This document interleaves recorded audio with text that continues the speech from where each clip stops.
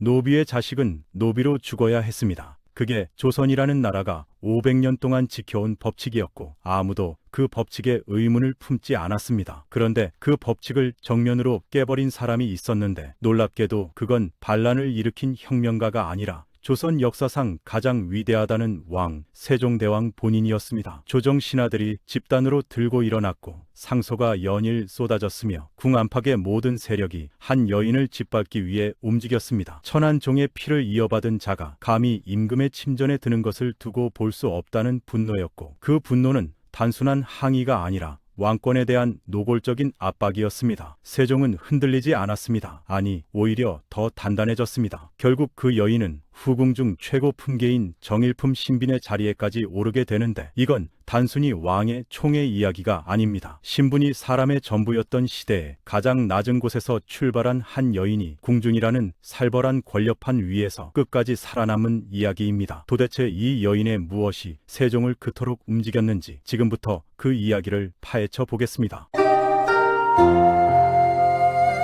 그 여인의 이름은 옥분이었습니다. 훗날 역사는 그녀를 신빈 김씨라고 기록하지만 처음 이 세상에 발을 디뎠을 때 그녀는 그냥 노비의 딸이었고 한양 변두리의 허름한 초가집에서 홀어머니와 둘이 사는 가난한 소녀에 불과했습니다. 조선시대에 노비로 태어난다는 건 처음부터 사람 취급을 받지 못한다는 뜻이었습니다. 재산처럼 사고 팔 수 있었고 주인의 기분에 따라 처벌받을 수도 있었으며 노비의 자식은 예외 없이 또 노비가 되어야 했습니다. 그 굴레에서 벗어나는 것은 불가능에 가까웠고 그걸 꿈꾸는 것 자체가 어리석은 짓으로 여겨졌습니다. 옥분의 아버지는 일찍 세상을 떠났고 어머니 혼자 딸을 키워야 했습니다. 가난은 이들의 일상이었습니다. 겨울이면 찬바람이 들이치는 초가집에서 서로의 체온에 의지해 밤을 버텼고 봄이 오기 전까지 배고픔을 견디는 것이 가장 큰 과제였습니다. 그래도 어머니가 있었기에 옥분은 버틸 수 있었는데 어머니는 늘 이렇게 말씀하셨습니다. 우리가 비록 천한 몸이지만 마음만은 누구보다 깨끗하게 살아야 한다. 그것이 사람으로서 지켜야 할 도리란다. 어린 옥분은 그 말의 진짜 무게를 그때는 몰랐습니다. 하지만 그 말은 훗날 그녀의 인생 전체를 관통하는 기준이 되었고 어떤 권력도 무너뜨리지 못한 단 하나의 무기가 되었습니다. 그러던 어느 봄 어머니가 갑자기 쓰러졌습니다. 오랜 가난과 노동으로 몸이 망가진 것이었는데 약을 지어드려야 했지만 그럴 돈이 없었습니다. 그때 마을에 소문이 돌았습니다. 궁궐에서 어린 처녀들을 뽑는다는 것이었고 나이 어리고 건강한 아이면 누구든 데려간다는 말이었습니다. 옥분의 눈이 번쩍 뜨였습니다. 궁궐에서 일하면 품삯을 받을 수 있고 그 돈으로 어머니 약을 지어드릴 수 있지 않을까. 다음날 새벽 옥분은 13살의 나이로 혼자 관리를 찾아갔습니다. 무슨 일이든 열심히 하겠다고 제발 데려가 달라고 했습니다. 관리는 잠시 옥분을 훑어보더니 고개를 끄덕였습니다. 하지만 한번 들어가면 쉽게 나올 수 없다는 것을 알아두라는 말도 잊지 않았습니다. 그날 밤 옥분은 병상의 어머니 손을 잡고 약속했습니다. 꼭 약을 사다 드리겠다고, 조금만 기다려달라고. 문 앞에서 손을 흔들던 어머니의 모습이 마지막이 될 줄은 그때는 꿈에도 몰랐습니다. 13살 소녀가 처음 경복궁 안에 발을 들여놓았을 때 그것은 말 그대로 다른 세상이었습니다. 높이 솟은 기와지붕,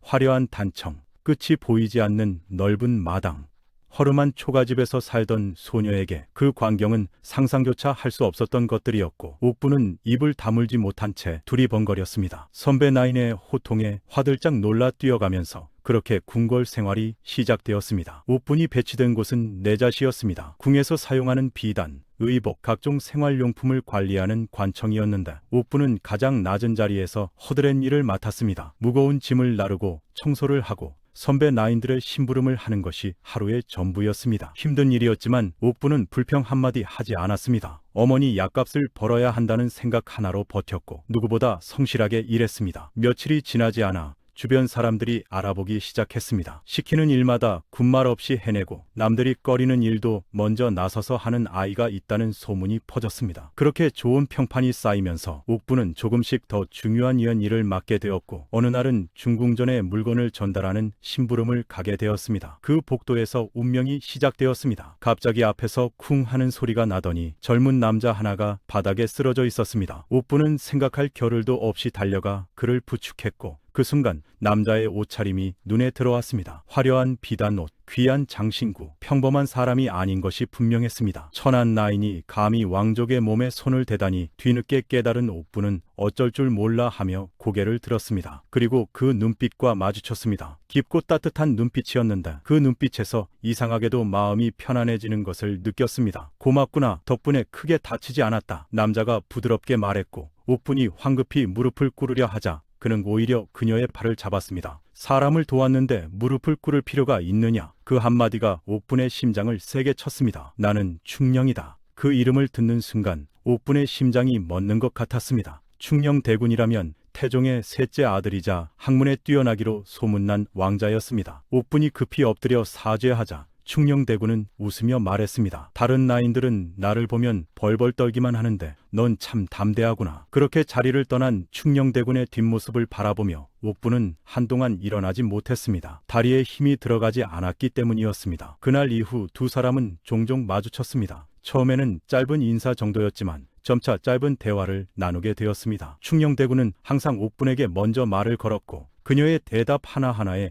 진심 어린 반응을 보였습니다. 어느 날은 어떻게 궁에 들어오게 되었느냐고 물었고 옥분이 망설이다 어머니의 약값 때문이라고 솔직하게 말하자 참으로 효심이 깊다고 했습니다. 그리고 며칠 후 충령대군이 어머니의 안부를 알아봐 주겠다고 했을 때 옥분은 깜짝 놀라 말렸습니다. 그런 것까지 신경 써주시면 안 된다고 소인 같은 것에게 과분하다고 했지만 충령대군은 효심이 있는 아이를 돕는 것은 당연한 일이라며 자리를 떠났습니다. 그리고 며칠 후 어두운 표정으로 돌아온 충령대군이 어머니가 돌아가셨다는 말을 전했습니다. 옥분의 세상이 무너져 내렸습니다. 약을 사다 드리려고 궁에 들어왔는데 결국 마지막을 함께 하지도 못한 것이었습니다. 그때 충령대군이 옥분의 어깨에 손을 얹었습니다.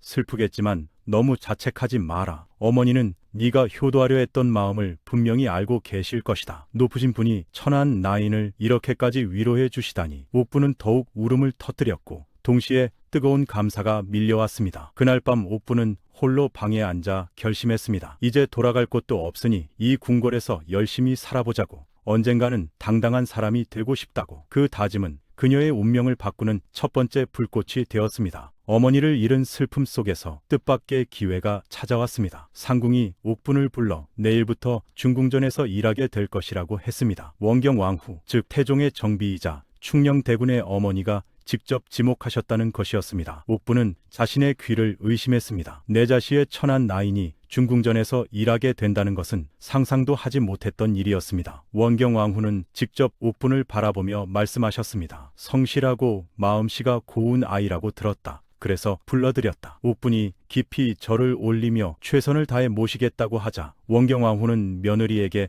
저 아이를 잘 써보아라. 분명 도움이 될 것이라고 말씀하셨습니다. 그 며느리가 바로 충령대군의 부인 소헌왕후였습니다. 소헌왕후는 아직 젊었지만 현명하고 인자하다는 평판이 자자했는다. 옥부는 그날부터 소헌왕후의 지밀라인이 되었습니다. 왕비에 가장 가까운 곳에서 시중을 드는 자리였습니다. 옥부는 정성을 다해 소헌왕후를 모셨습니다. 옷을 정리하고 식사를 준비하며 때로는 책을 읽어드리기도 했고 소헌왕후는 점점 옥분을 깊이 신뢰하게 되었습니다. 다른 나인들은 자기 욕심을 먼저 생각하는데 넌 항상 다른 사람을 먼저 챙기더구나. 그 마음가짐이 참 기특하다.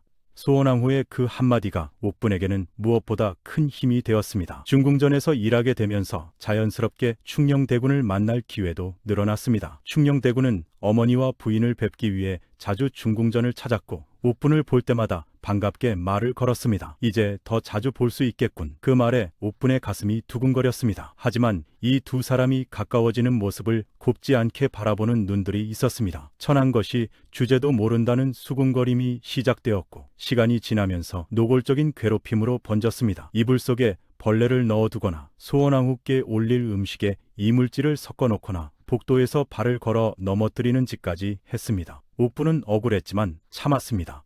변명해봐야 믿어주지 않을 것이 뻔했고 오히려 자신만 곤란해질 것이 분명했습니다. 그 광경을 소헌왕후가 직접 목격한 날이 있었습니다. 복도에서 나인들이 옥분을 넘어뜨리고 비웃는 것을 본 소헌왕후는 분노로 온몸이 떨렸습니다. 옥분을 괴롭히는 것이냐? 감히 누가 그런 짓을 하느냐? 소헌왕후의 목소리가 복도에 울리자 모든 나인들이 얼어붙었습니다. 그날 밤 소원왕후는 세종을 찾아가 모든 것을 털어놓았고 세종의 얼굴이 굳어졌습니다. 옥분에 대한 괴롭힘이 날로 심해지고 있다는 것을 확인한 그 순간부터 세종의 의지는 더욱 확고해졌습니다. 1418년 충녕대군이 세자로 책봉되었습니다. 그리고 같은 해 태종이 양위하면서 충녕대군이 왕위에 올랐습니다. 세종대왕의 탄생이었습니다. 즉위식날 옥부는 멀리서 새 임금이 된 세종을 바라보았습니다. 골룡포를 입고 어좌에 앉은 그의 모습은 복도에서 넘어져 있던 그 따뜻한 왕자님과는 전혀 달라 보였습니다. 이제 정말 다른 세상의 분이 되셨구나. 옥부는 씁쓸한 마음이 들었습니다. 하지만 세종은 왕이 된 후에도 옥분을 잊지 못했습니다. 바쁜 나날 속에서도 중궁전을 자주 찾았고 어느 날은 옥분에게 직접 말을 걸었습니다. 요즘은 어떻게 지내고 있느냐? 주변 나인들의 시선이 일제히 옥분에게 쏠렸습니다. 그 짧은 대화 하나가 궁중에 엄청난 파문을 일으켰습니다. 전하께서 저 나인에게 특별한 관심을 보이신다는 소문이 퍼졌고 천한 노비 출신이 전하의 눈에 들었다는 험담이 곳곳에서 터져나왔습니다. 그중 가장 경계심을 드러낸 것은 영빈 강씨였습니다. 세종의 후궁 중 비교적 일찍부터 총애를 받아온 인물로 이미 왕자까지 낳은 상태였습니다. 영빈 강씨는 어느 날 옥분을 직접 불렀습니다. 내가 충고하는데 분수를 지키는 것이 좋을 것이다. 궁중은 네가 생각하는 것만큼 호락호락한 곳이 아니야. 말에는 분명한 위협이 담겨 있었고 옥분은 등골이 서늘해지는 것을 느꼈습니다. 그 후로 괴롭힘은 더욱 심해졌습니다. 영빈 강씨의 세력들이 뒤에서 부채질을 하고 있었던 것이었는데 옥분은 그 모든 것을 묵묵히 버텼습니다. 어머니가 당부하셨던 그 말씀, 마음만은 누구보다 깨끗하게 지키라는 그 말이 버티게 해주었습니다. 며칠 후 궁중에 충격적인 소식이 퍼졌습니다. 세종대왕이 조정에서 신하들 앞에 직접 나서서 옥분을 후궁 후보로 지명했다는 것이었습니다. 영빈 강씨를 비롯한 기존 세력들이 강하게 반발했고 신하들의 상소가 빗발쳤습니다. 천한 노비를 후궁으로 삼다니 조선의 체면을 손상시키는 일이라고, 신분의 차이를 무시하면 궁중의 기강이 무너진다고 했습니다. 도승지리를 비롯한 주요 신하들이 무릎을 꿇고 다시 한번 신중히 생각해달라고 간청했습니다. 세종의 목소리는 단호했습니다. 과인이 누구를 후궁으로 삼든 그것은 과인의 권한이다. 누가 감히 간섭하느냐. 신하들은 입을 다물었지만 눈빛에는 여전히 불만이 가득했습니다. 한편 영빈 강씨는 옥분을 자신의 처소로 불러 다른 후궁들 앞에서 공개적으로 망신을 주려 했습니다. 노비 주제에 후궁 자리를 넘보다니 말이 되느냐는 압박이었습니다. 하지만 옥분은 굽히지 않았습니다. 소인이 천한 출신인 것은 사실이나 전하께서 소인을 선택하셨다면 전하의 뜻을 따르겠습니다. 영빈 강씨는 할 말을 잃었습니다. 이 정도 압박에 쉽게 무너질 줄 알았는데 예상 밖의 반응이었습니다. 세종은 다시 한번 조정에서 자신의 뜻을 명확히 밝혔습니다. 옥분이 비록 천한 출신이지만 13살에 궁에 들어와 행실이 바르고 인품을 직접 확인했다고 했습니다. 더욱이 역사적으로도 신분이 낮은 여인이 후궁이 된 사례가 없지 않았다며 논리적으로 신하들을 설득했습니다. 결국 도승지 김돈이 신하들과 의논한 후 귀인으로 삼아도 문제없을 것 같다고 대답했습니다. 세종은 만족스러운 표정을 지었습니다. 1439년 1월 세종은 정식으로 옥분을 귀인으로 승격시켰습니다. 그리고 곧이어 더욱 놀라운 결정을 내렸습니다. 과인은 김씨를 정일품 신빈으로 승격시키겠다. 귀인에서 빈으로의 승격은 단순한 품계 상승이 아니었습니다. 빈은 내명부에서 가장 높은 직첩으로 영의정과 맞먹는 정일품이었기 때문입니다. 세종은 소원왕후가 막내 아들의 교육을 옥분에게 맡길 만큼 그녀의 성품이 고왔다는 것을 판단 근거로 내세웠습니다. 조선 역사상 전례 없는 일이었습니다. 노비에서 나인을 거쳐 정일품 빈으로 신분이 급상승한 것, 그것이 바로 조선의 신데렐라가 탄생한 순간이었습니다. 축하드립니다. 신빈마마. 궁중의 모든 사람들이 그녀 앞에 무릎을 꿇었습니다. 이제 그녀는 소원왕후 다음으로 높은 지위에 올랐고 그 누구도 감히 무시할 수 없는 존재가 된 것이었습니다. 가장 충격을 받은 것은 영빈 강씨였습니다. 자신보다 훨씬 늦게 입궁한 천한 출신이 자신을 뛰어넘어 최고 품계에 오르다니 참담한 기분이었지만 이제는 어쩔 수 없었습니다. 왕의 결정을 번복시킬 방법은 없었습니다. 신빈이 된 옥분의 첫 번째 일은 과거에 자신을 괴롭혔던 사람들을 용서하는 것이었습니다. 그동안 못된 짓을 했다며 무릎을 꿇고 사죄하는 나인들에게 옥분은 조용히 말했습니다. 일어나세요. 지나간 일은 모두 잊겠습니다. 복수보다 화합을 선택한 그 모습이 궁중 사람들에게 깊은 인상을 남겼습니다. 권력을 잡았음에도 겸손함을 잃지 않는 모습에 많은 사람들이 감동했습니다. 신빈 김씨가 된 후 세종과의 사랑은 더욱 깊어졌고 그 결실로 아이들이 태어나기 시작했습니다. 1427년에 첫째 아들 계양군을 낳은 것을 시작으로 1428년 의창군, 1430년 밀성구, 1431년 익형군, 1435년 영해군, 1439년 막내 담양군까지 12년 사이에 아들만 6명을 두었습니다. 매번 아들을 낳을 때마다 세종의 기쁨은 컸고 신빈 김씨의 지위는 더욱 확고해졌습니다. 후궁 중에서 6 아들을 둔 것은 압도적인 일이었고 궁중 사람들은 신빈 김씨를 보며 복이 많은 여인이라고 감탄했습니다. 소원왕후와 신빈 김씨의 관계는 매우 특별했습니다. 왕비와 후궁 사이에는 보통 미묘한 긴장감이 흐르기 마련인데 소원왕후는 신빈 김씨를 진심으로 아꼈고 신빈 김씨 역시 왕비를 어머니처럼 섬겼습니다. 소원왕후가 몸이 좋지 않을 때마다 신빈 김씨가 직접 약을 다리고 곁을 지켰다는 기록이 남아있을 정도로 두 사람 사이에는 진짜 가족 같은 유대감이 있었습니다. 세종 역시 이 두 여인이 서로를 아끼는 모습을 보며 크게 흐뭇해했다고 전해집니다. 왕실의 내명부가 화목하다는 것은 나라의 안정과도 직결되는 문제였기 때문에 세종은 신빈 김씨가 궁중의 균형을 잡아주는 존재라고 여겼습니다. 천한 출신이라는 꼬리표는 이미 오래전에 사라졌고 이제 그녀는 누가 뭐라 해도 조선 왕실의 중심에 선 여인이었습니다. 하지만 인생이란 기쁨만 가득할 수는 없는 법입니다. 1446년 소원 왕후가 세상을 떠났습니다. 궁중 전체가 슬픔에 잠겼고 세종의 충격은 말로 표현할 수 없을 만큼 깊었습니다. 젊은 시절부터 함께한